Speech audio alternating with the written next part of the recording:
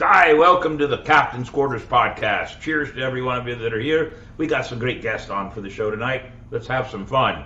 But first, as always, just like anybody else, how do you find us? Go to YouTube. Find Captain's Quarters podcast or scan that little QR code there. It's just like a message in a bottle.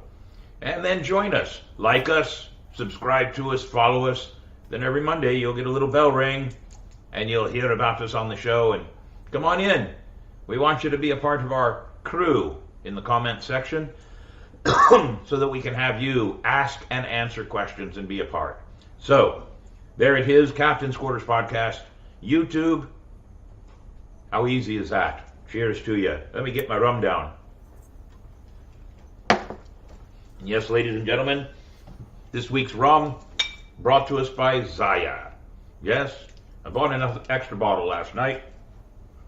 So I put it in my very fancy, I mean, you can't see it in the light there, but there's a skull floating in there also.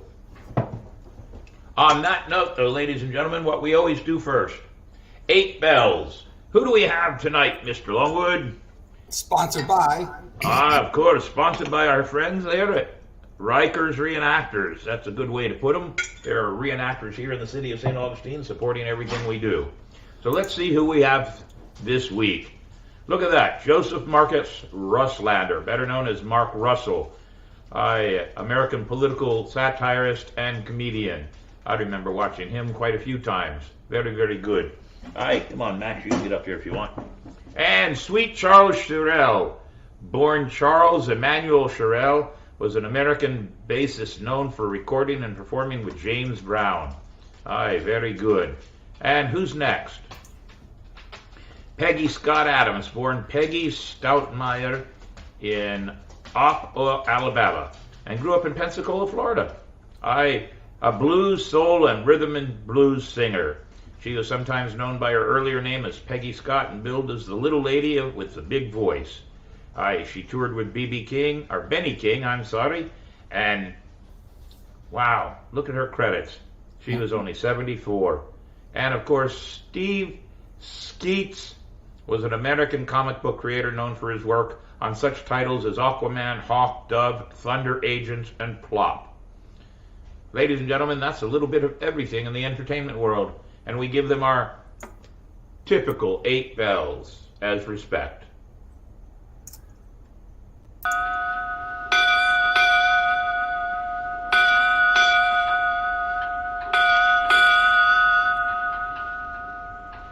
Condolences to the families and to the fans. Aye, cheers. We always like to go from a little bit of sad to a little bit of funny. How about Mini Mayhem popping in? And this is sponsored by our friends at Spyglass Travel. If you want a really good tour experience walking through the city of St. Augustine, check out Spyglass Travel. But for now, Mini Mayhem's joke of the week. What's the difference between a hungry pirate and a drunken pirate? Wow, I don't even know that one. And I've been both at times. But we always have our joke reveal at the end of the show, so we'll put it up. Be watching, though, because Mini Mayhem's about to come to life. Voice and everything, instead of just that picture of him. All right, so there we are. Spyglass Travel sponsoring the joke of the day with Mini Mayhem. What's that? And quote of the week. Oh, quote of the week. Oh, yes. Half the truth is often a great lie, from Benjamin Franklin. Aye, that kind of sounds familiar to me. Half the truth is often a great lie. Good quote there, Mr. Longwood. Very good quote. And we also like to have something for everybody to think about while they're watching the show. Question of the week. And because Easter is upon us, I want to know what your favorite Easter candy is. Can't really get candy corn at Easter time. Or maybe you can now, who knows. But Peeps. I like Peeps. But let's hear what yours are by the end of the show. That's what being in the comment section's all about, answering our questions. We want to tell you a little bit about crew adventures for just a moment. We just finished a grand and glorious weekend with Miss Gina Newman and the Blue Lotus Belly Dancers. She was part sponsor of the Masquerade, which was authors, artists, and treasure hunters here in St. Augustine. And they were here. You can see them right there. They were here all day Saturday, telling about their adventures, answering questions, and just having a great time. I was there at the start in the morning and then had to go back to the museum and do my tours, and then went back for the rest of the day. It was a grand time by all, and a couple of beers here and there, and some good handshakes and some good stories, and it was a good evening. Miss Gina was going to come on board with us tonight, but she had a very busy weekend, so we've got her scheduled for later on in May. And crew other adventures. This is our good friends, the Seawolf Privateers. They have Monopoly Night, May 6th, at the Palm Coast Community Center. This is one of their ways, with dinner and a short game, for them to be able to raise money for what they do, which is foster children in their area. And we like to help them. The St. Augustine Swashbucklers are big behind them, and I will be down there. I'm not actually working that whole weekend. Little known secret, that'll be my 65th birthday weekend, and I'll be staying out on the beach, courtesy of the Beach Hilton out there. Saturday and Sunday night. Saturday night I'll go down to Palm Coast for a bit. Sunday night, or all day Sunday, I'm sitting at the pool and drinking at the rum bar. People are allowed to come and visit me. I'd love that. For now, though, make sure you put on your calendar to go down to Carrabba's and enjoy Monopoly, Pirates of the Caribbean style. Good idea. And with that, without further ado, we have some people in the green room, don't we, Davey? Aye, Captain. Ladies and gentlemen, we just met these people over the weekend. They came to the Pirate Museum, and I had some great conversations with them. I hope they enjoyed themselves. And they are part of the Real Treasure Hunters, and they have a website and a Facebook page, and they've been doing some treasure hunting on and about, and they're getting really, really into the treasure hunting. And we thought, hey, we just did a whole weekend of treasure hunters. Let's have a few more hours of treasure hunting with these guys here. They're from over on the other side of Florida, I believe it is, but let's bring them on in. The Real Treasure Hunters.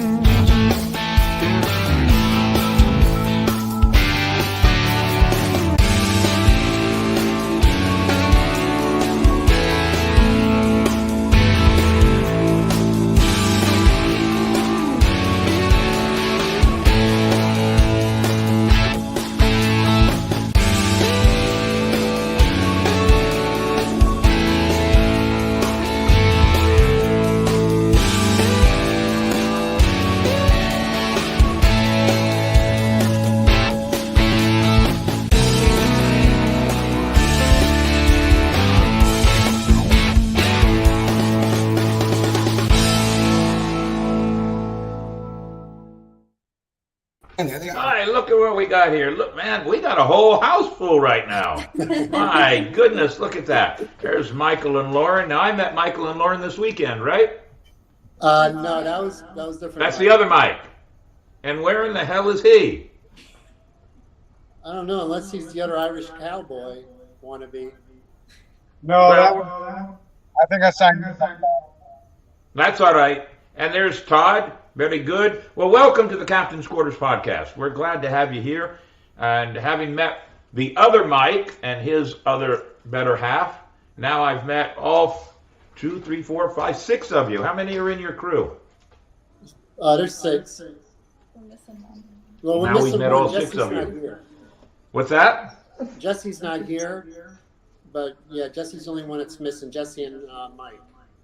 Well, we'll just have to chastise them a bit. I was supposed to meet up with them on Saturday evening for a drink after the Treasure Hunters event, but at about 9:30, quarter of, I texted them and they said, we're all done in.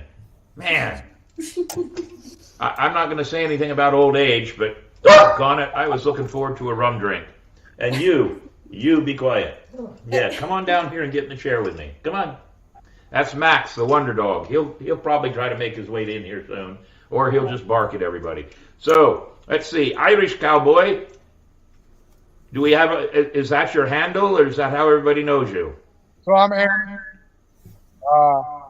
Mike gave Aye, he gave you the name, all right. And Todd.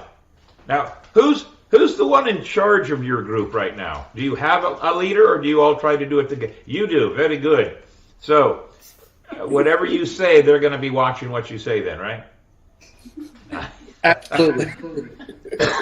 So, the other Mike told me that your newest adventure is you're looking for some treasure supposedly left behind by Louis Ori. Is that true? Yes. Well, we look in multiple treasures. Usually stuff that's within our area, and we spread out. You know, stuff that we have. We know that there's a possibility of something that we could find. As long as it's not just a legend, but as long as there's some facts tied to it, we'll pursue it.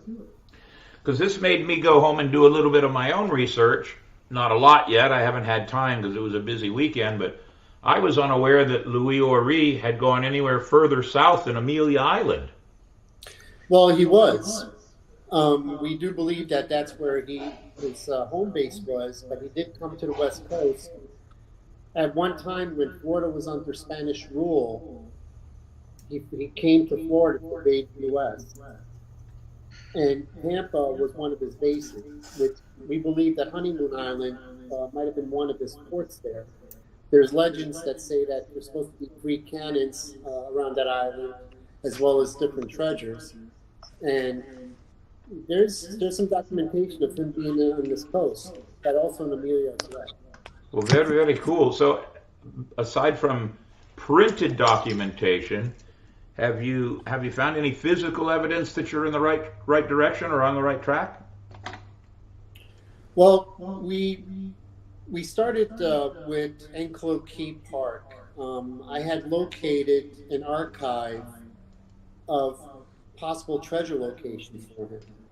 And what he had said was that it was supposed to be surrounded around a Spanish well. There was supposed to be about 11 caches around a Spanish well.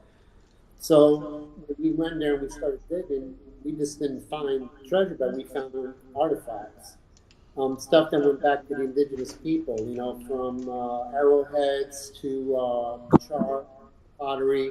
So that was the evidence that we needed, that we knew that during that time period, the Spanish and the indigenous people were in that location, which kind of puts us around the time frame that Favorite Rum was in. So we know there's something there, and we actually, we had filmed a show there, and we had located, but they were 10 feet deep. And we went back a few months later to run the ground penetrating radar on it.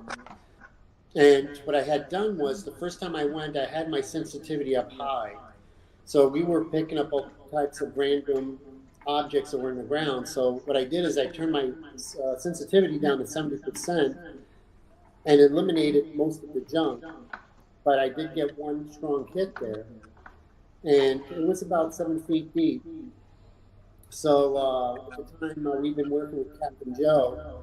The following weekend, Captain Joe went down there, and he actually made himself a rebar spike that was about 9 feet long with a handle at the end, and he drove it down where we originally found the location. And at 6 feet, it felt like it went through something, and at 7 feet, it hit. And he couldn't even get it out, that it was so stuck in there. So we know there's definitely something down there that's 7 feet deep. So we're still working with the county on getting us back in there to dig this one out. They gave us approval to do it, but they're kind of dancing around, and they're doing their due diligence, bringing an archaeologist in there and digging holes here and there to see if there's any other artifacts, which there definitely is. We know there is. We've seen it with our own eyes. But now there's also definitely, we believe, a treasure there. So it's kind of neat. And we went and tried to find the 3 cannons on the north side of Honeymoon Island. We didn't succeed with it. There's supposed to be an anchor, it's supposed to be sticking out of the ground as well, and there's supposed to be a couple of treasures next to it. And we weren't able to locate that through sonar. But I mean, it doesn't mean that it's not there. It might be just in a different location. The hurricanes could have moved it. We're not sure where its whereabouts at this point is all. That is one of the fallacies of treasure hunting. Hurricanes in Florida, they have the ability to move everything, so that does cause some problems. And I just called up on my other screen. So Louis Horry was in Florida from early 1800s up to about 1821, and it does say that I was looking. I pulled up the website I'd been looking at, and he did wander the Gulf of Mexico quite a bit too. So I know that there was a point in time that he was using Amelia Island as a slave trader location, and then the American government came in and shut him down. But they have a Louis Horry museum up there. Have you had a chance to go up there and see that? Oh no, we weren't aware of it. Believe it or not, neither was I. In the Pirate Museum, we have only 2 references to Louis Horry. Almost everything in the Pirate Museum deals with pirates in this part of Florida. Although we do have Sir Francis Drake in there, which he attacked St. Augustine, but he's outside that normal time frame of what everybody knows as the golden age of piracy. But Louis Horry is also. But I always tell everybody the reason Sir Francis Drake is listed in there is because we run the museum by the golden rule. He who has the gold makes the rules. And Pat Croce, the owner of the museum, it's his favorite pirate, so he can put him anywhere he damn well pleases. That's right. So, how long have you all been working together? 7 long years. Very long years. Very long years. Sounds like a bad marriage all of a sudden. No, we're like family. So. Now, are you? I hear Lauren's trying to say something. Go ahead and speak up, or throw your voice out there. We've gone past the 7-year itch, so we're okay. That's a good one. All right, very good. So, did you all start together at the same time then? Well, it goes back with me and Todd. Me and Todd were in the recovery business. And so we've also go as far back as, right out of high school. So me and Todd have been long-term friends, and Aaron, I met him along the way. He helped me train for a couple of fights. I fought in the cage, mixed martial arts. So he was also my trainer and coach. And Jessie, we pulled up along the way. I was married into her. So, I got stuck with her. But for the most part, we're too friendly with each other. But at the same time, they are kind of funny, like the Irish cowboy wannabe, and they keep us entertained, you know what I mean, while we're looking for this treasure. Because a lot of times treasure hunting does get boring, especially when you don't find anything. So for the most part, at least I have a funny day, being one of these bozos. Well, the best part about working together, the way you are working together, is when there's times. What's the way I want to put this? So you're out there treasure hunting, and you're not finding anything. So that puts a low tide in your attitudes and your moods. But you haven't killed each other yet after 7 years. So obviously it's worked out. Todd actually looks like just some old salt pirate. He's been around the horn a time or two, I'd say. Yeah, you know it. So I'll see if I can get you the tattoo on my arm. Ah. Very good.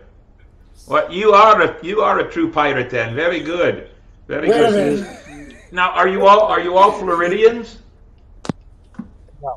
Yes. Yeah, we're all in Florida. Just so you know, But we're not from. just so you know, Todd's been with us for 7, 8 years. He just recently bought a metal detector. He what? He just recently bought a metal detector after 8 years. So that's the kind of treasure hunters we are. So my job, my role in the group is to be the person, the realistic person, the ones that when they come up with these far-fetched theories, it's my job to bring them back down to earth. More so, Mike. To bring him back down to earth and put some reasoning into him. That's my job. I didn't come on to dig holes and carry a bunch of equipment. It's my intellect. That's what I'm here for. That's what you got Irish Cowboy for, is to carry the equipment, right? That's what. Yeah. He's like a pack mule on steroids. So Todd, are when the other Mike and his lovely took my tour at the Pirate Museum, and I don't know if they told you much about what the Pirate Museum or the tour or anything. Yeah, I've been there. But I tell people, and you may be the one he says that keeps you all grounded, because he agreed with me. I tell people, for the most part, pirate treasure doesn't really exist, I mean, Louis Horry, this is a new one on me, but most pirates, that's good storybook and movies. And I think it's you, he said, Todd, that keeps you guys grounded. And so with your admission right there, that must be it. So you're the intellect of the group. Oh, absolutely. So to touch base real quick, when you were talking about the Louis Horry and Amelia Island, when Mike first came to me with this whole thing about him being on the West Coast, I immediately went in defensive mode and said, there's no such proof, there's no such record. Everyone knows he's from the other coast, the East Coast. But Mike was able to produce proof, which is what I needed. I needed to see facts. And once he did, I was on board, well, saying, let's check this out. If you don't find the facts first, then you're on a wild goose chase, and then you're just wasting everybody's time, and Irish Cowboy's just going to be sweating for nothing. Come on. All right, can I say something? Go ahead. Okay. So, treasure hunting is an art. Okay. Compared to treasure hunters back in the day to today, it's totally changed. Whether it's access to properties, equipment wise, but also the thinking factor. When you're researching a certain treasure or a certain pirate or certain bank robbers or whatever, you have to be very creative. You have to almost think like they do. So there can be multiple theories, but within these multiple theories, then we pull out the facts. And through the facts is where we establish where, if it's possible that it might be a treasure, if the person would exist, just like Gasparilla. We till this day believe that Jose Gaspar did not exist. It doesn't mean that Gasparilla didn't exist. And we always believe that Juan Gomez was tied into Gasparilla, whether he was Gasparilla or maybe his uncle was Gasparilla. We just know there's some ties to it. But what kind of stimulated our whole search and what got us deeper into this is once we were treasure hunting and we actually found the marked tree. That marked tree is what sparked everything to keep us looking, because we were following different stories. And when you actually find something that's within the story, now we knew we were onto something. So it's you have to, these far-fetched theories that Todd talks about, you have to have these theories because there's different areas that we start looking. There's areas that we might not would have searched that I would have thought of, hey, there's a big large tree over here. Is it possible a pirate could use it as a landmark? So landmarks play a really big role in this, and that's what I use. Whether it's a lagoon that's nearby, a lagoon could have been a good marking, or like the trees are markings, or those are things we have to look for. So I have to create these treasure hunts based on the information that I can find. Now, whether it's bullshit or not, that's our job to decipher it. Well, when I do tours in the museum, and especially if it's an adult group, with children I have to be a little more careful about it, but studying history and or studying what you're doing requires a certain amount of ability to use common sense and an ability to understand human nature. And those are two tools that you must have to use to do the treasure hunting you're doing. And I heard a quote about 3 or 4 weeks ago, and for the life of me, I can't remember who gave the quote. It was some news commentator, and he said that if anybody is trying to force historical facts on you and force feed you to understand and believe, then they're trying to control you.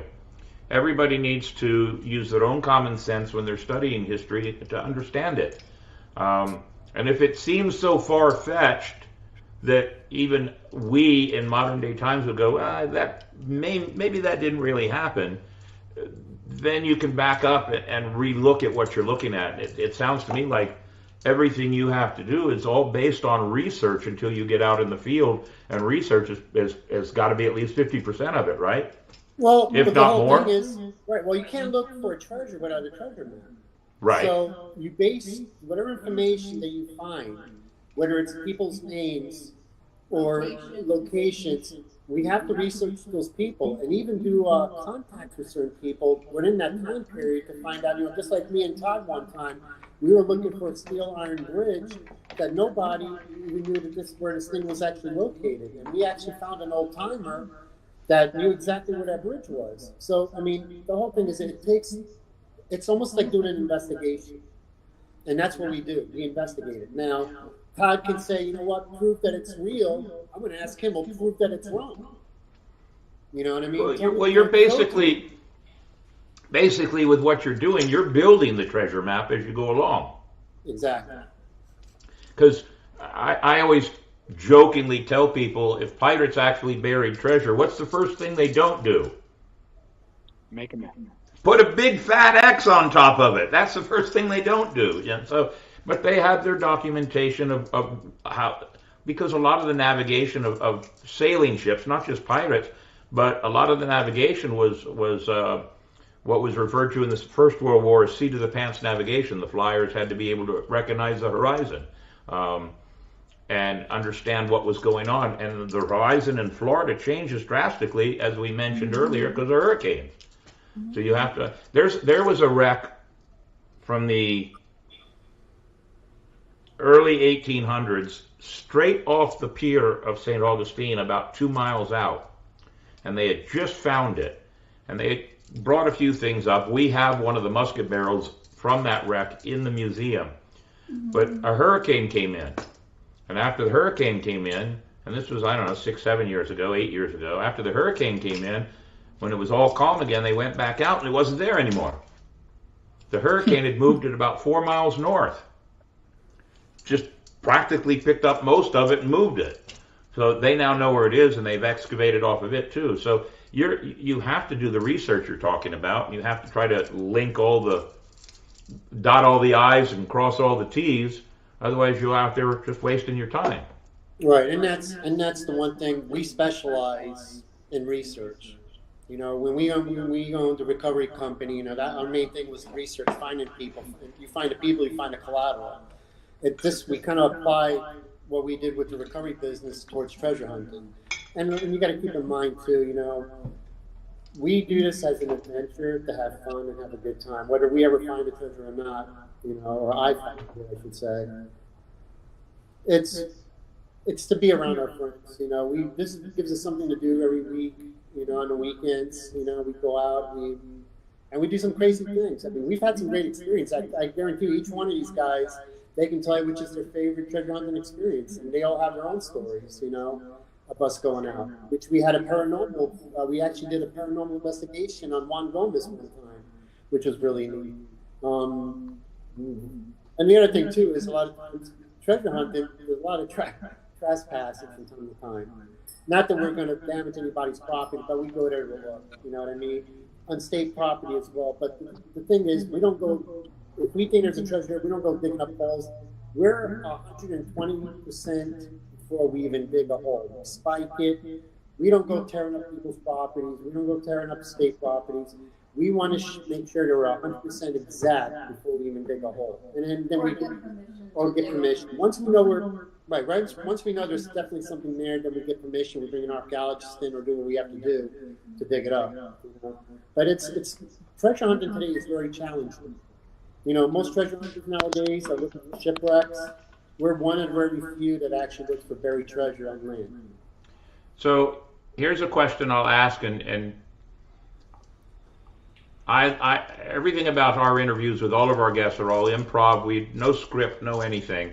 So if I ask a question and you prefer not to answer, I respect that. But what do you? This isn't your livelihood. What do you do? What do each of you do for an actual job or a real living? Let's start with Todd. What do I do for a living? Yeah. Couple things. I'm in the repossession industry, and I'm also in the real estate industry. Well, real estate's a good business right now. Yeah, I'm in. My wife has a brokerage, and I help her with the property management. And you said reproduction. What? Explain that a little further. So pretty much what I do is I go around and have a bunch of kids. No, not reproduction. So I travel the world. So the repossession. Repossession. Yes. Yeah, you're somebody I wouldn't want to meet in the dark alley trying to take my car away from me. Yeah. Or my pirate ship. Yeah, we'd have to fight about it. Yeah, we'd have to fight about that one. So, Irish, what do you do? I'm actually a general contractor. What's that? I'm a general contractor. Oh, that's good. So you know how to build some of the things they need to do what you're doing then. I'm the building guy, digging guy, and apparently. And Michael and Lauren, what do you all do? You want to go first? Go ahead. Oh, okay. I'm in real estate. I work with Todd and his wife, actually. And I also work in healthcare as well. Oh, very good. And Michael? Well, I'm a stripper. Yeah. We're talking about land stripping, right? Land stripping. I'm in the entertainment business. Are you really? Well, kind of. No, he's not. Actually, I've been working for the post office almost 20 years. I also I'm licensed to supervise the cage fights, the mixed martial arts, boxing, and so forth. But I'm an entrepreneur. I dip into a lot of things. So. Well, this is me. I am a full-time pirate. It's a good thing I grew to look this. What's that? You're living our dream. Yeah, I am a native of St. Augustine, and I came home in 2007 to do something else. I came here from Vegas because I was a magician and comedian in Vegas for 20 years. What I wanted to do didn't work out, and in order for me to make ends meet, I spent way too much time in the bars downtown doing card tricks, but I was making money and drinking way too much. But then this job fell in, and Pat Croce hired me in 2010, and I've been with him ever since, and he's a damn good boss. He's one of those kind of bosses that lives up in Philly, and he leaves us alone to run everything, and once in a while something happens, and he'll send you a card and say thank you very much for what you're doing, and so it's been a lot of fun. I've met a lot of treasure hunters. I've met Mel Fisher's son. Nice. One of the times he came to the museum, because we have a few things from them that's on loan to the museum, and we stood in Shipwreck. So Todd, you've been to the museum, so you'll know the location. Yep. We stood in Shipwreck Island. When I should have been doing tours, I stood there for about an hour just listening to him tell stories of the first day they found everything and how exciting it was, and had some great conversation with him. So I've met quite a few. And I've had some good opportunities through this museum, and one of those opportunities is meet people like you, who really believe in the idea of history and the possibilities of treasure. So that leads me to this next question. Treasure isn't always money, though, is it? No. Cost money. No. It's artifacts. A lot of people think it's money, it's gold coins, it's doubloons. So what, in the 7 or 8 years you've been doing this now, I'll ask each of you. We'll start with Michael and Lauren. What's the most interesting thing that you've ever found or recovered?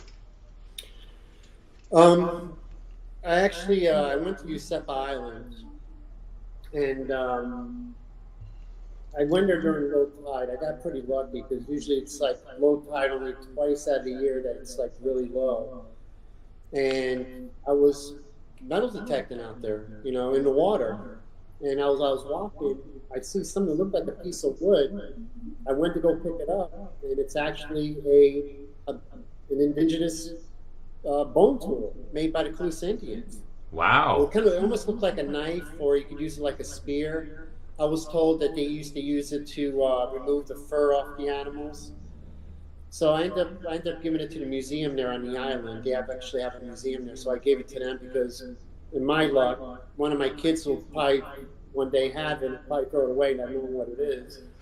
So I figured, might as well keep it at the museum. It's safe there, and it's where it belongs, you know. But that was one of the neatest things, because that's the oldest artifact that I've ever found. What was the date on it? How old do you think it was? Were you talking? Pre 13, 12, 1100. It's Wow. old. Yeah. Very cool. They were one of the first people there, so. Wow, very cool. What about you, Irish? What's the best thing you found? Probably I would have to say pottery, designs on it, glass, a piece of wood that were basically we were on another team and we dug archaeologists goes to the state of Florida. They get exactly that. Well, that's pretty cool. I mean, anything you find becomes unique to your interest. Todd, what about you? He doesn't have a metal detector, so he hasn't found anything. Yeah. Right? So he's kind of right, but so one of the most interesting things I think that we found collectively is we were following a story a while back down in Punta Gorda about these safes that were supposedly buried. And we were speaking to an old timer, and he told us his story and kind of told us the location where to go. And we actually found a piece of a safe at the same location that the safes were allegedly, buried, and they were not able to recover them, that they had found at one time. And we actually found a piece of that. And that resonates in my mind as, a super important find. You're talking about put that on top of some of the old stuff we found, old buildings. We've gone to different places and found abandoned villages. That just being able to walk around, that part of history, the forgotten history. To me, those types of things are also, treasures. Being able to walk the streets that people used to walk, that type of thing. So, my family history, and I'm Floridian also. My family history goes back to the 1770s here in Florida. How Nice. far back do your families go back in history in Florida? Mine don't. My family's from Ohio. They moved here in the 1960s, 1970s. So that's the extent of my Okay. family All right. lineage from Florida. What about you, Irish? I'm actually Massachusetts. He wrote his horse story down. He rode his horse.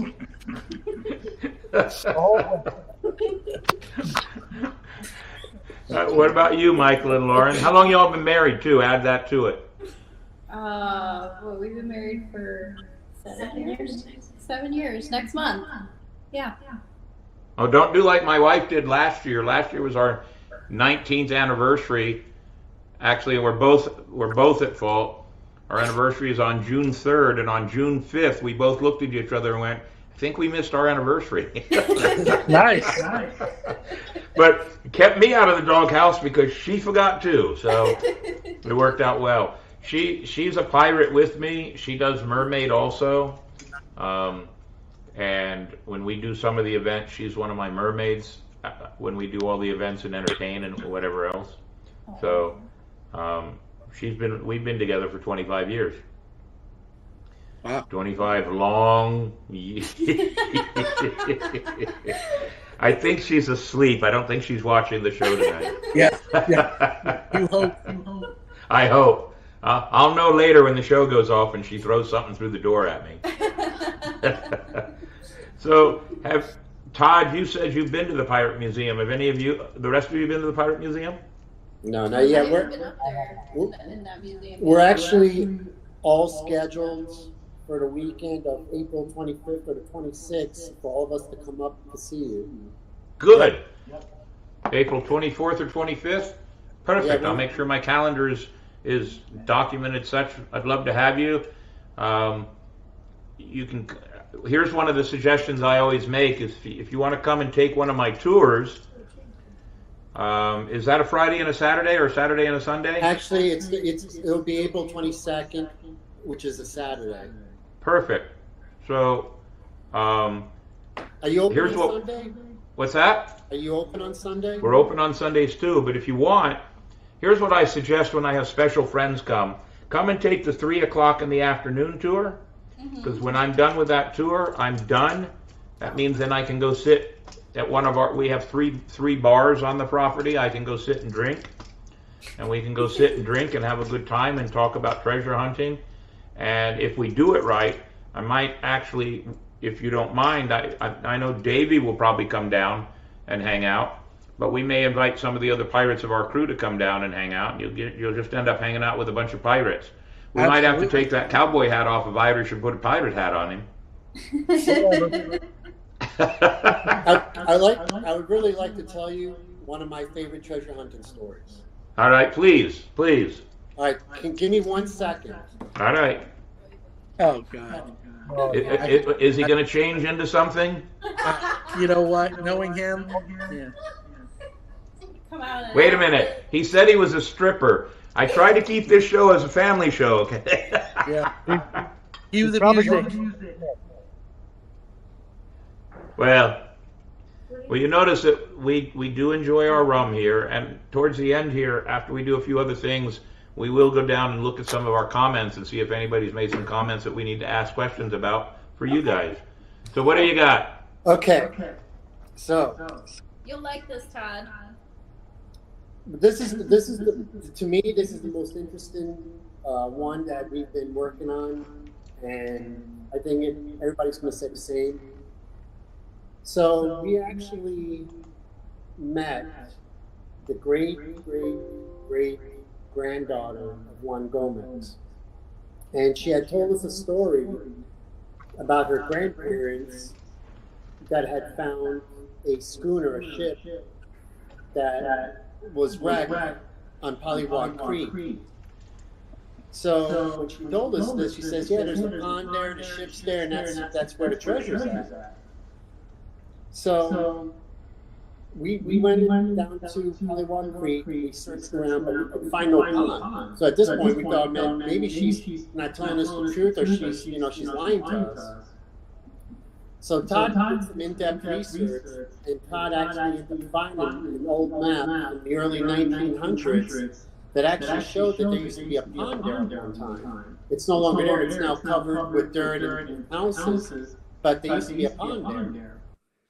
So then we were told about there was a treasure in Devil's Garden that the grandfather used to work for a company there, and it was acres and acres of land.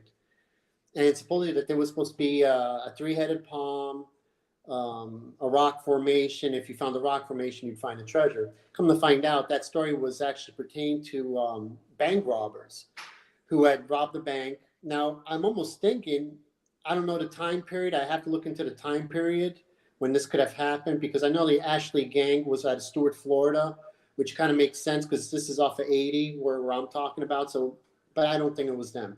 Anyhow, so the grandfather had, the bank robbers had told the grandfather they had just robbed the bank. They needed somewhere to hide out. The grandfather ended up shooting them. So these people are buried on the property. And that was the treasure that the uncle was telling us to try and find, which we actually found a tree in the middle of nowhere with barbed wire. But again, back then it might have been currency. So I was not picking up anything with my GPR. So to go a little bit more in depth, what had happened was the uncle had passed away. So Chinozi had gone to her uncle's house to help them clean out the house. And as they're cleaning the house, the husband bumped up against the wood paneling of a wall, fell down, and he found a map on it. This is the actual map that was given to us. And this map, we believe it might have been tied to Gasparilla. We don't know what ship that actually was that this came out of, but we have to say it's Juan Gomez because the Gomez family is the one that knew about this. So it's very interesting because nobody knows about the story. Nobody has the map other than we do in our own hands. Chinosi's obviously letting us use it. But this gets interesting when you actually have a physical map in front of you, and there's actually 3 pages here. The first page is what you use to scale it, and there's 2 of them. There's one that has X's, and there's ones that have circles. And we're trying to determine if the circles are areas where he checked, or the X's are the places he's checked. So we don't know if there's maybe two separate treasure maps, or if they're one the same and one showing the other. You would think, Aaron actually made a good point that if you check a location, you put a circle around it. So we're going to check both the circles and the X's, but I think that's one of the most interesting treasures that we have right now that we're getting ready to start on. Well, that'll be an interesting find if it does happen. The exciting thing, when I get to study history, sometimes and your map is a perfect example. I like real books. Because I'm a magician, I have a book in my collection from 1881. It's a magic book. It's not a witchcraft book. It's a stage magic book that was written and published before Harry Houdini. And I have it in my collection, and I love that kind of thing. And I have other books that from the 1890s to the 1940s, magic books that are not easy to find. And in fact, other magicians probably kill me to get their hands on it. So when I do die, my wife can use them to make money. But it's like that map you have. You have something that has been held by many, many other people. It is actual real piece of history, and it's electrifying. It's exciting. And I wish you luck on this find. This will be interesting to find out whether it was really Gomez or it was maybe a bank robber. And to kind of touch on it, what makes this so interesting is the area that what we come across when you hear stories. The problem with treasure hunting now is every time you get a good location, you go there. Oh yeah, you go so many paces, and what's there? A condo, a grocery store, a parking lot. Mm-hmm. What makes this story so unique and so exciting is that the area of where it's located pretty much is unchanged. There's no houses, there's no 4-lane highways, there's no grocery stores, there's no condos. It was back then the same thing it is now. It's nothing but land, land, and land. And that's what makes it very interesting. A portion of my childhood, my father was in the Air Force, and a portion of my childhood was that we lived in Tucson, Arizona. And this was in the early 70s. And my dad bought me a metal detector, and I was wandering the deserts of southern Arizona, finding old abandoned Pueblo homes and buildings and clay homes. And I was, man, if there was a hole in the ground that looked like a cave, I was in it. That's what I did when I was, 8, 9, 10, 11 years old back then. So it's exciting. It really is. Yeah. I might have to come hang out with you on a search one day, just to hang out. Absolutely. It'd be a lot of fun. And what we do is we document it and then put it on our show. But you guys have your show too. It'll change your life. Well, I'm sure it would. Even if it's not live. See, here's one of the other things. So if you have artifacts, here's the part where I'm going to beg a bit. If you have artifacts, they don't have to be of any value, but I have about 40 or 50 artifacts on nautical history that other treasure hunters have given me. And what I do with these, I have them in several cases. When I go do a festival or a fair or a school show, I take them with me. The value of them is not so much that I don't care if the kids actually get to hold them. They get to touch them. They get to feel them. Pottery, musket balls, coins. I have a 1757, I think it's 1757. I have a 1757 Spanish court sword. that is not in the greatest of shape, but the kids get to touch and hold this stuff, and I take that stuff around with me. So if you have a piece or two that is not going to be missed, if you wanted to put it in I do make sure I give credit to everybody. And from my conversations with the other Mike, who's not here tonight, he said there's a whole lot of possibilities between what I do and what you do, and what we could do a whole lot of things together. And cross-pollinating our podcast would be a very good start. Absolutely. And if you do some bits and pieces, we'd love to talk about it. I mean, we have entertainers, we have historians, we have in a couple of weeks I have at least one of the pirates from the Pirates of the Caribbean going to be our guest on the show. Oh, nice. And I'm friends with about 6 or 8 of them from the show, from the movies, and trying to get them here. We just have a wide variety of what we do with this show, and some of it, if not almost all of it, touches in some way, shape, or form history. And you guys are really touching the history of Florida with what you're doing. Have you done anything outside the state of Florida? Yes, we have. Thanks to me. What was it? So we have people that will contact us, and say, hey, my family has a treasure, or, I have this map and I have the story. We had a gentleman that contacted us who lived in Missouri, and we did several Zoom calls with them. We talked to him all kinds of times, emails, photos he was sending, and the guy told a really, really entertaining, compelling story. Enough so that we got on an airplane and flew to Missouri and to help him investigate what he had. We were there for, I don't even know how long, maybe 5, 6, 7 seconds before we realized the guy was a wackadoodle. But, pretty much his story to get us there was convincing as hell. Okay, And, Todd, hold on a second. I understand where Todd's coming from. Remember I talked about the creativity thing. This guy was a little bit over the edge of creativity. Mm-hmm.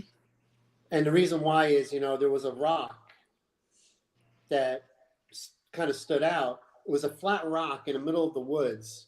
It almost looked like something you would sacrifice an animal on or a person on. Mm-hmm. And it didn't belong there. It was really weird.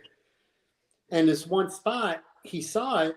He says, "Oh my God!" He goes, "Do you see those 2 people on that rock?" And me and Todd were looking like, "Wait a minute, there's nothing there." He spits on it, rubs some dirt on it, and next thing you know, we saw 2 people standing next to each other in that rock. I was like, "Holy shit!" I mean, I have it on video, and it looks pretty real. To where, how do you explain that? Now, what kind of threw me off with him was that I was able to pick up random rocks, look at him. He says, "Hey, look, this tells you a story about the area. Or this is a treasure map." Or that's where he kind of lost us. That's where he lost me. He might have lost Todd when he said hi to him. He did. But I mean, for the most part, the whole thing is this: whether it's bullshit or not, we have to research it and investigate it, because you never know if they're onto something. He said that there were tunnels underneath this property. Could there still be tunnels? Absolutely. There can still be tunnels underneath this property. We just don't know.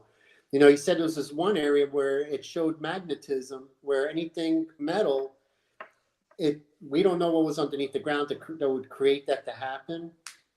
There were supposed to be caves, which the cave didn't go too deep, but he said it was another cave underneath his home. We weren't able to gain access to it. But in that area, there is pyramids or temples. And he believed that there was a temple buried underneath his home. You know what I mean? We couldn't. And then there was another one where he took us to, but Todd says it was all natural. I'm not a geologist, so I. Well, that's because Todd has eyes, and Todd could see with his own 2 eyes. So that's how Todd came up with that. Todd, does that go back to common sense then? Oh, absolutely. So here was the temple. This is set it up, okay? So we go out in the middle of nowhere. There's this river that flows through, and on each side of a river are these two peaks that come out of the ground, okay? Well, anyone pretty much knows how a river is formed by the plates shifting and the ground lifting up. He was saying that they were man-made temples, and the photos that he originally showed us, they looked like it until you got there, and then it was, the guy was, he had a good imagination.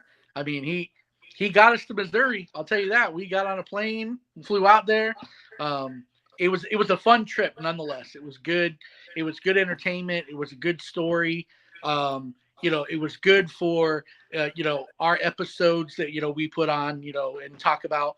But, we went there with real high expectations. But it didn't quite play out. But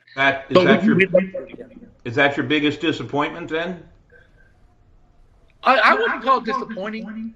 Okay. Because it was a good story, and it was a good, bonding experience for us. It was a good time. We had a blast. We did all kinds of stuff there. We went and, we toured this old abandoned prison in the middle of the night. They just let us run through this prison with no supervision, no electric, pitch black. I mean, so we had a good time. It was a disappointment. It was. I went there expecting to find a Knights Templar treasure, and that's not what we found. So, well, being a professional magician, I'm always very skeptic. Always. I mean, right. And I can't tell you how many times that I have people come into the museum and tell me, "Oh, I'm related to Blackbeard." If everybody that came into the museum in 12 years was related to Blackbeard, he had quite a family. I can tell you. He was definitely in reproduction.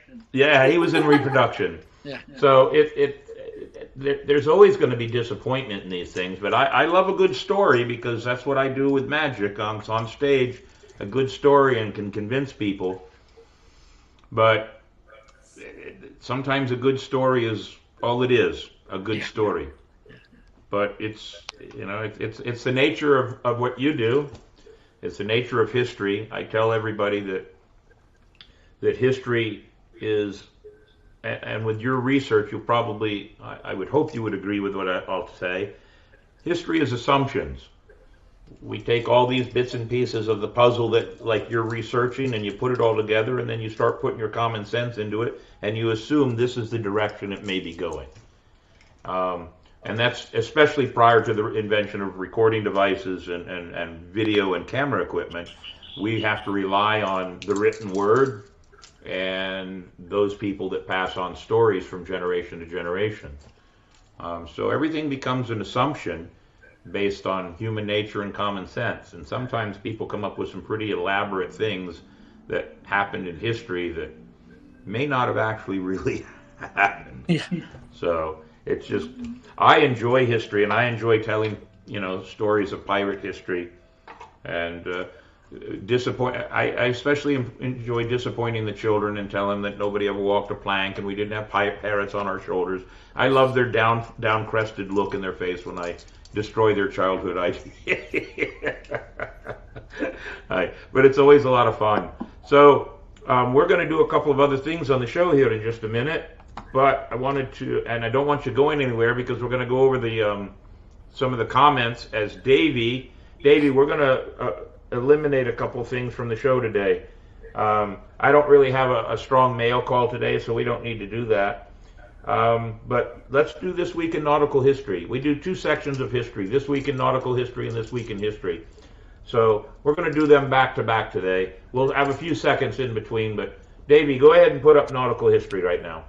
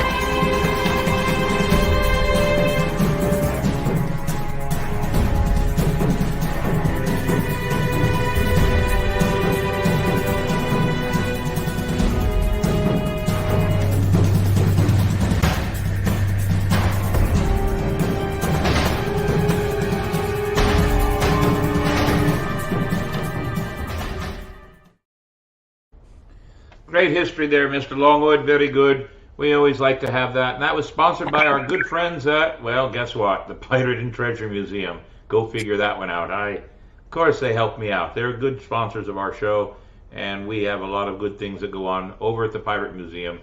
And a private tour with our good new friends here on April 22nd is in order. We're going to make some plans for that for sure.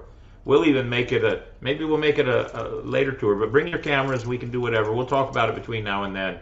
Absolutely. So, Davey, I got my treasure chest of mail here, but I think we're going to go ahead and bypass mail today. And let's see what else is on the schedule here. Besides history, you have any videos you need to show off to anybody? You didn't do another jib jab, did you? You're muted. No, not for the show. All right. But he's running the show and he didn't even know he's muted. Now we know why the rum's always gone. Can All I right, ask go ahead. you a question? What's that? Can I ask you a question? Ask away. What treasure do you believe, not shipwrecked, but buried treasure, do you believe is still might be out there? That's a good question. I was going to bring it up, and then I thought, I'll wait for when you're here. We'll talk about it, but I'll give you a mention on it. Jean Lafitte. There was a story that Jean Lafitte buried 3 chests of gold up the Swanee River. And in the 1990s, a chest was found. They were, according to the documentation and everything, they were only about so big. They weren't that big. And one of the chests was found in the 1990s. It was 3 chests. According to the description of the chest found, and some of the documentation of the story, I believe it's one of the chests. 1. That means there's still 2 missing. But here's the thing. It was found on dry land. If you were to have done an aerial shot of the Swanee River when he buried that or lost that treasure, and it wasn't that he buried it, it was dropped in the Swanee River, and he did it around 1819. If you were to do an aerial shot of the Swanee River 1819 to 1990, the river is in a completely different location. It's changed. So the chest was actually found on somebody's private property. I believe since everything matches that the other 2 chests are out there. I believe that to be true. But that's as far as I can go with it. It's an interesting story. You never know. But other than that, other pirate treasure, I don't know that there's anything out there. Now, I will tell you this. I have our family cemetery is here in St. Augustine, and it dates back to the beginning of the 1800s. And we've had a few grave robbers back in the day when I was a kid come and try to take out what was in the graves there. And there's some old churches around here that probably have some graves that might have some really interesting things in them if you're into grave robbing. But other than that, I don't know of a whole lot of other treasure. But I'd be interested in starting to find some stuff. I did have an opportunity with Jacques Cousteau's grandson. He came here and wanted to do a story because he was doing mysteries of the oceans or whatever. I don't remember the exact title of the story or the show. But he wanted to know about if there was any pirate mystery that went unanswered, and there is one. A pirate named Nicolas de Gramont attacked St. Augustine in 1686 and 1688. The fort was being built at the time. Both his attacks were miserable failures. I've actually written the story of Captain Mayhem having been just mayhem on his ship. And then I left ship after the second failure because I didn't want to be with a loser anymore. That's part of the story I wrote for Captain Mayhem. But when he left in 1688, went back out in the Atlantic Ocean, nobody ever heard from him ever again. He had 2 ships, so they were lost. There was a hurricane that year, and they believe he sunk. The only reason that he did not take that story on is because from the point he left St. Augustine out, there's no documentation of where in the Atlantic Ocean he went. And the Atlantic Ocean is huge. So it was a story that just requires more research, but it's at a dead end when he leaves here. So I was disappointed. That would have been a really fun a fun story to do. But other than that, I've heard of a few things here and there in St. Augustine, but nothing of major conquest. Does that answer your question? Well, yes, and you actually touched on something which a lot of the research we do has to be based on the timeline, which Todd is very strict about, because if it doesn't meet the timeline of everything else, then it doesn't fit in. It doesn't belong. Then we believe that it's not true. But the timeline is very important in the treasure hunting, especially if you're looking for a treasure or looking for information. You have to tie it into the timeline. If it doesn't tie in, then obviously it's either another story or just legend. Yeah, everything about history, when you're trying, especially when you're trying to find something like you're trying to find treasure, you have to look at the timeline. But do you find it important to try to go back and see if you can figure out anything about the weather of the time too? I don't think we've looked at the weather, but we do look a lot at the maps, the changing, like you said, the changing of the river. The river might not have been where the river was. It might have been smaller, and now it's wider. So the land does change, especially due to in Florida because of storms. But that plays a big factor here. Well, I look forward to some possibilities of what we can do in the future. I think we could have some fun. I enjoy history and I like to research it. So that's one part, but I wouldn't mind being out in the field one time, hanging out with you, finding something. Just remember, I'm a pirate. What's that, Todd? Don't turn our back. Yeah, don't turn your back. I might give you some really convincing stories that it's mine to begin with. And that's the fun part about being the pirate character that I've become here over the last 17 years here. I get to have some fun with the character and really do some things. Let's do a check of our messages there, Mr. Longwood. Let's go all the way back to the beginning. I see, and I have to put my specs on because I can't see the damn screen. Zachary Harker's on again. Just to give you guys an idea how far away we have people watching us, Zachary Harker's from Michigan. Is that right, Longwood? Yes. Yes, he's from. So we have people in Michigan watching us. Nightingale in Florida is watching us. I see that. She's local here. We have several Facebook users watching us tonight. Athena River, Will the Historian. This is a special one to me. Will the Historian is my son, and he's a high school history teacher up in Alabama.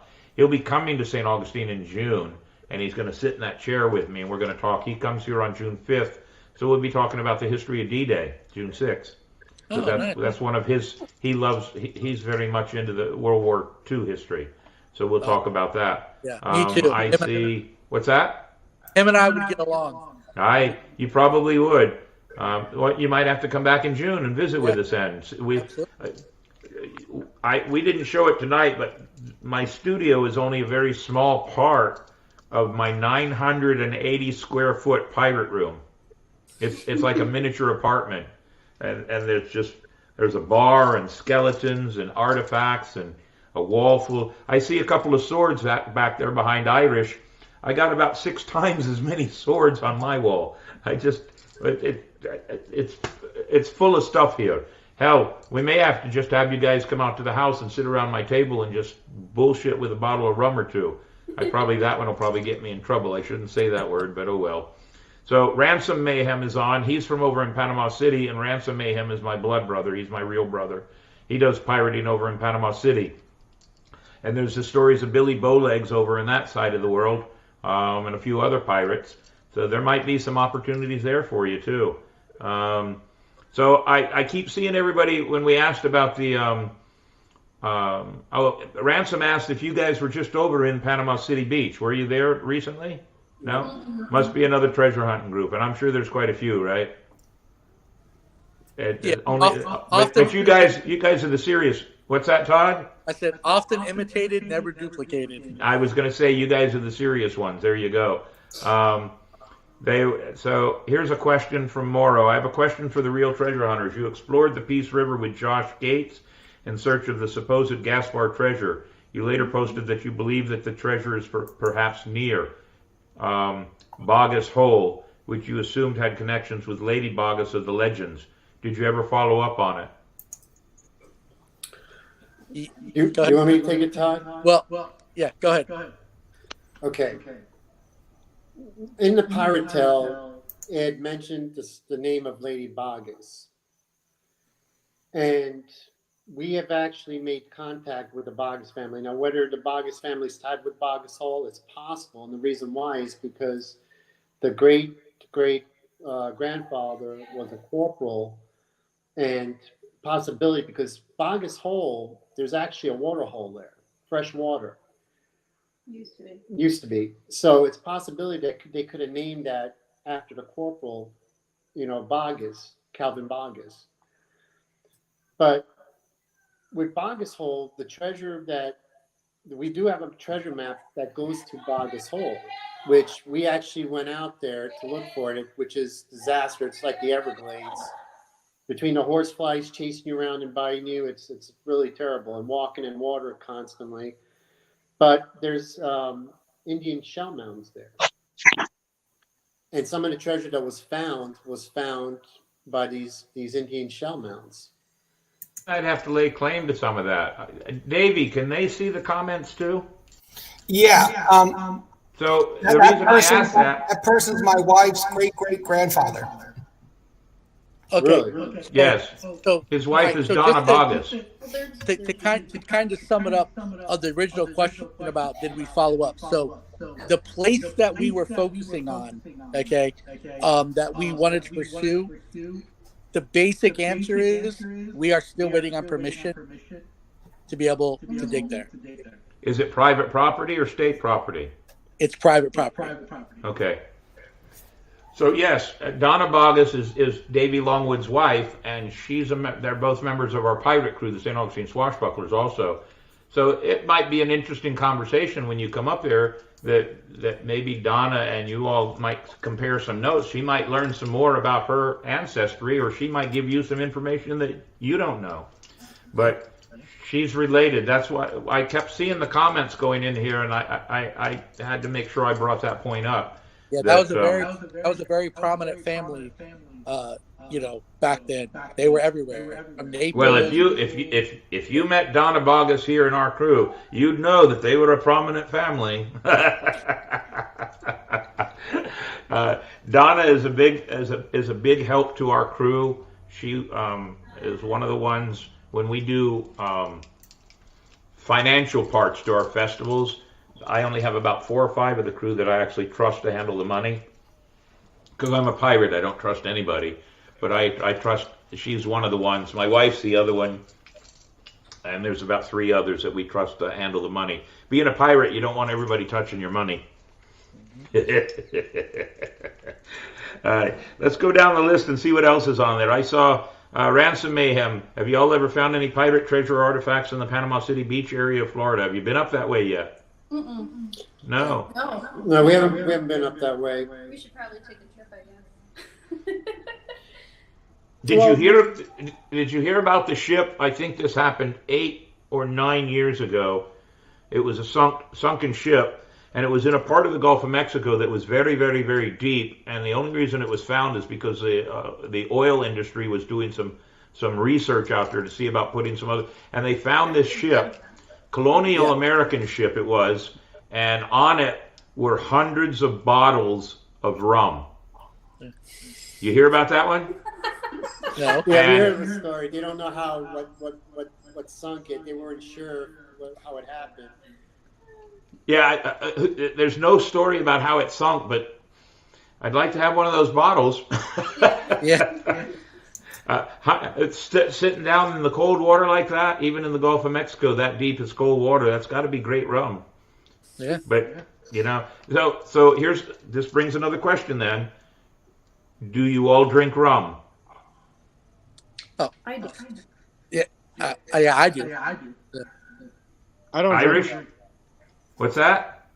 I don't drink. You don't drink at all? No, I quit about. How can you trust him? We don't. That's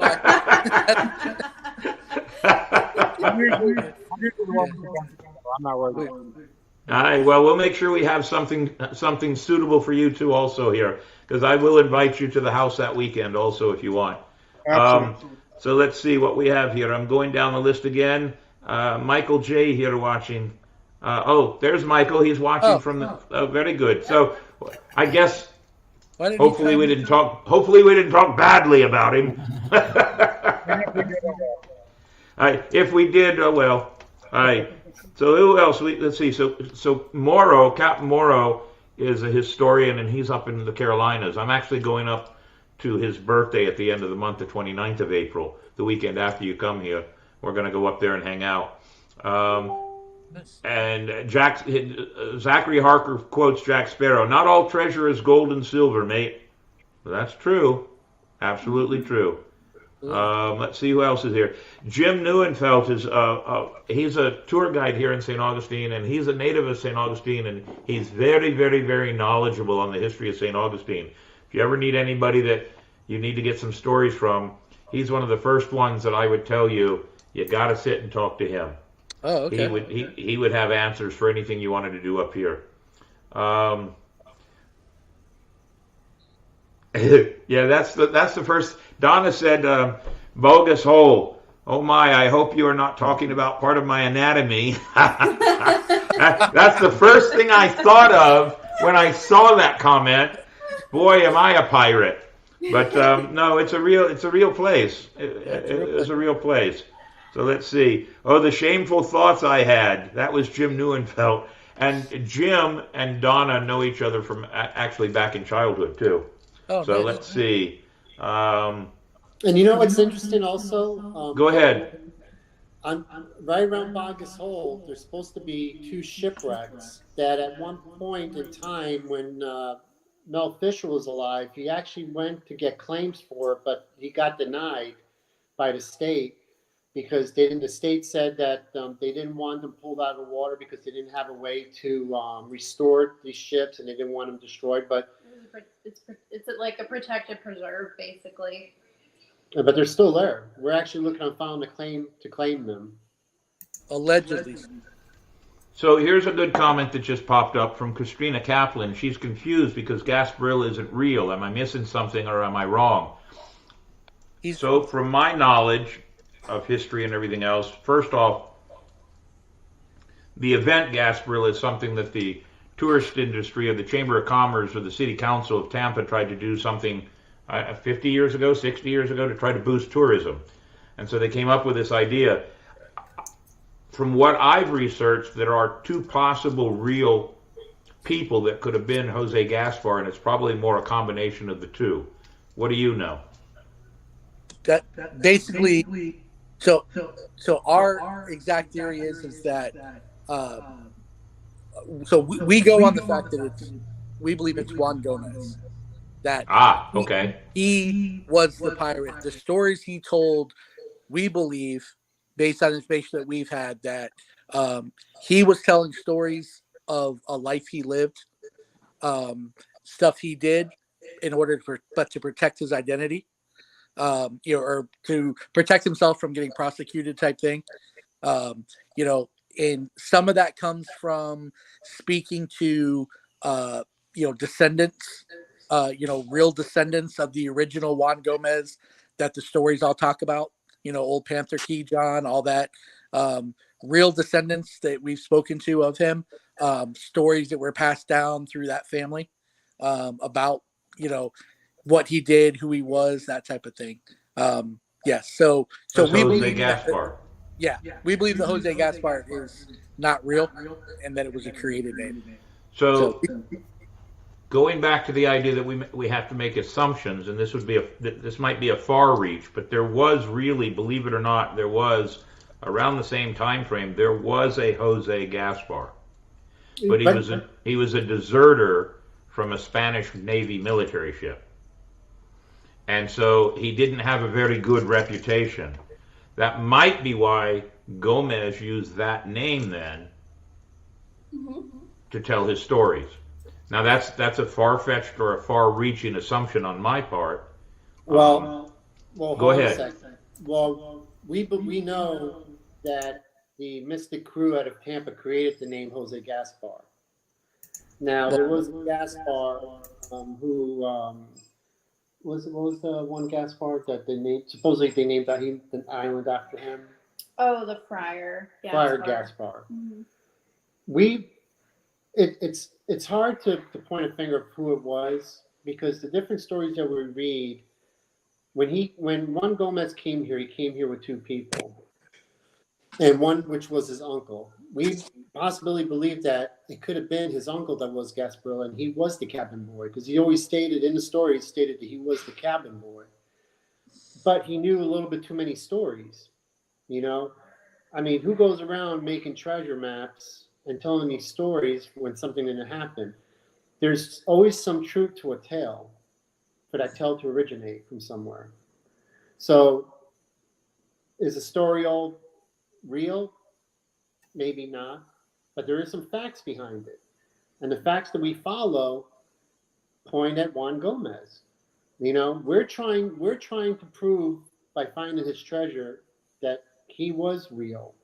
Because if we could find his treasure, we might not still be able to tie him to the name Gasparilla, because there's no historical information out there that's going to give us that. But by finding a treasure, we will be able to tell where that treasure came from and try to link it to him somehow. I mean, that's the only thing that we have that we can really go on, other than this treasure map is real. And if this is real, whose treasure is this? This came from the Gomez family. Why does the Gomez family have a treasure map?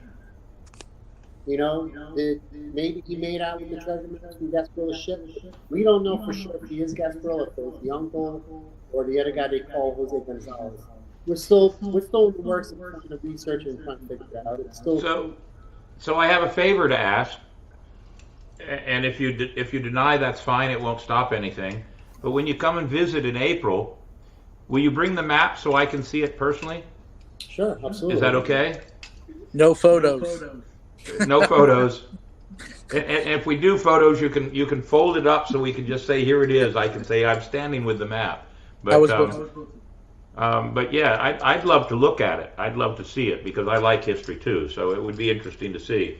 And if any of my crew, we have about 49 members of the crew, the Swashbucklers. If any of the crew come out, you'll be hanging out with quite a few pirates for the day. And be quite fun. We may have to make sure you guys get at least a pirate hat or something. I don't know. We'll figure it out. So anything else on the list there? Davey, I don't see anything else. I see everybody with like Cadbury eggs. Mm-hmm. That was the big thing, Cadbury eggs. So that's a good one.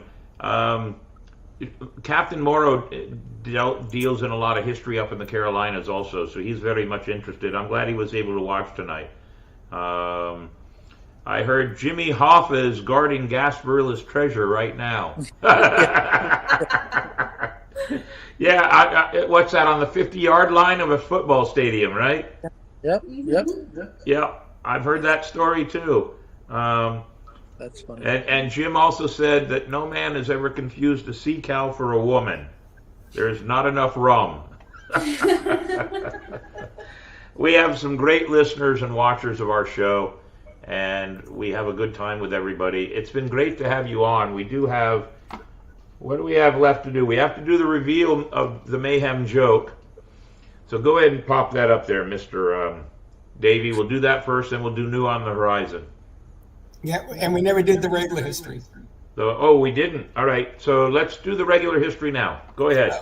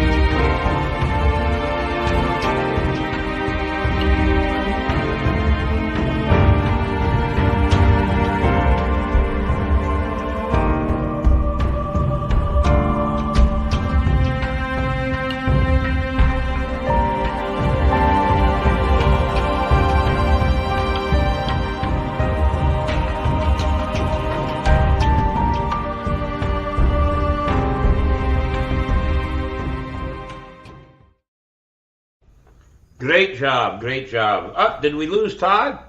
Nope. He keeps popping in and out. Okay. All right. Very good. I'm here. Well, it's been great. I just saw something on. I went through and looked at some of the the comments, and I don't know if you guys caught this, but Jim, who I mentioned, knows a lot about St. Augustine history. He says there is likely somewhere south of Matanzas Inlet treasure buried by survivors of Jean Ribault, of his hurricane shipwreck. If you don't know the story, Jean Ribault had Fort Caroline, which is now Jacksonville, in 1563. 1565 is when Pedro Menendez came here and took over the fort, but Jean Ribault had sailed along the coast trying to find Pedro himself here, and they were shipwrecked in a hurricane south of us. And he says he thinks that there's a possibility they could have had some treasure there. I don't think they would have brought it all across the inlet when they came over. And once Pedro Menendez found them, well, he slit all their throats and threw them in the bay. So, I mean, that's a short version of the story. I tell it a little longer on my tours, but there's a possibility right there. And Jean Ribault was considered to be a privateer by the French, but a pirate by the Spanish. A lot of people get that difference between a pirate and a privateer. They get it all mixed up. They don't understand. So that might be something we talk about when you guys come up this way and hang out. So it's been a great time to have you. What's next on our agenda here, Mr. Oh, there it is. The difference between a hungry pirate and a drunk pirate. One has a rumbling tummy and the other has a tumbling rummy. All right, throw that one away. I'm not sure I like that one. Thank you, Lauren. You can just go ahead and shake your head on that one. I don't like it either. All right, we're actually making some inroads. If you look over Davey's right shoulder, you can see Mini Mayhem hanging on the wall back there. It's a marionette of me.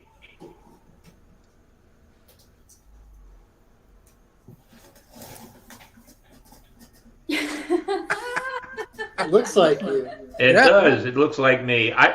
Davey, it just came to my thought here. I don't know if I like me hanging on the wall over there. That's not what pirates want. But we're working on a voice for him so that we can actually start having him tell the jokes instead of print the jokes. So we'll see what happens. That's a new one we're working on. Every week we find new things to do with this show. You guys do your own podcast too, right? No, we don't do podcasts. Well, We did. Then allow me to offer you the opportunity that when you do something really cool, we'll just put it on our podcast and have fun with it. How's that? Absolutely. Sounds good. Does that work good? That's good. Very good. So if I were to go and look at our script, which is more of a set of guidelines, if you know what I mean, And can I clarify something real quick? actually, please do. Okay, those swords that are behind Aaron, he Yeah? used to go by the Ninja Cowboy, and as he got older, he changed over to the Irish Cowboy. Ninja Cowboy. And I think because he doesn't drink, Irish is not the right proper name for him. Well, I'm in an anomaly. We'll just keep it at cowboy and let it go at that. So we have to talk about this weekend that you're coming up, and let's make some plans to do some things and hang out and chat and have a good time. And Yeah, I've got a great pirate room and a great backyard. Davey knows that. We can sit. I can put a fire in the fire pit, and we can just sit and smoke cigars, talk stories. Do any of you smoke cigars? Please tell me, Lauren, you smoke cigars. No. All right, well, you can't come over then. So, Davey, it's time for us to say thank you to everybody that makes it. Oh, and the guests on the horizon. Ladies and gentlemen, this is our list so far for all the Mondays up until September 25th. Look at what we've got coming up. The Sheriff of St. Johns County is our guest next week. I'm very, very privileged and flattered to have him on the show. And then Adam Morrow, who is on our show tonight, we'll be talking about his pirate event on April 29th. The Seawolf Privateers will be talking about their Monopoly charity event on the 24th. Miss Gina from the Blue Lotus talking about her World Belly Dance Day product, things that she'll be doing. Steve Wetzel, he is a pirate and a stage sword choreographer. He's done quite a bit for the movies and television. T.A. Burrows, him and I did some shows back in the day together, comedy and magic together. Henry Yamada, pirate actor, Pirates of the Caribbean. I'm hoping, and that's tentative right now. Memorial Day, 27th of May, we haven't decided what to do yet. On June 5th is my son. He'll be right here in the chair with me. And then on June 12th, Joe Hughes. He's a comedian from out in California that now has seen the better days and come to Florida to live with us, all our free people. So that's a good thing. If you look down the list down there in August, we've got Ron Brown. He makes rum, and we're going to talk about National Rum Day. And I have John Miriam, who's a fantastic radio personality here and does Beach 105 radio in St. Augustine. And we're going to talk about National Radio Broadcasters Day. And, of course, September 18th, the night before September 19th, which is Talk Like a Pirate Day, we got some special plans in mind for you with locations from 4 different places in the United States for the show that night. So you got to tune in. That's what we've got. If you see a date we don't have anything, send us a message. Get involved. We want to talk about your pirate crew. We want to talk about your charity work and whatever you do. Here for what we do here is because the podcast is all about not just us talking, but us having a good time and spreading some good cheer and helping out anybody else that has a like mind of us. History, fun, charity, and a bit of coin in our pocket, if you know what I mean, on top of the rum. So that's always important to have. And on that note, Davey,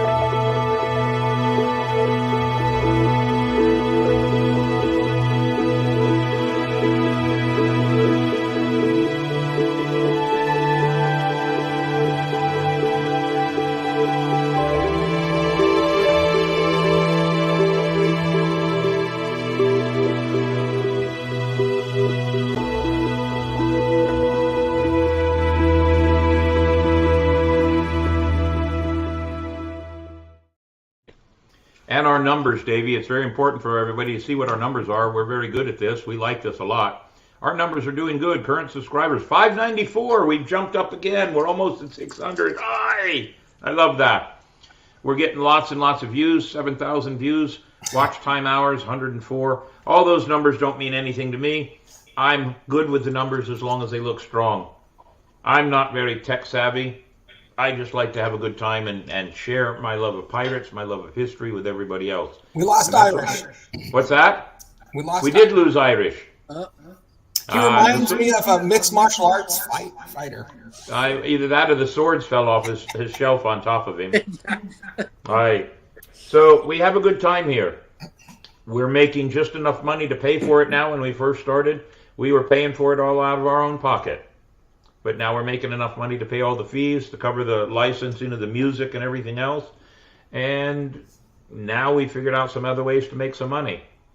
I'm going to talk to you guys about one of those opportunities when you come out to visit. Not that it's going to cost you, but a way to join in what we're doing, because we're working on a channel that is part of us, but only for school teachers to use.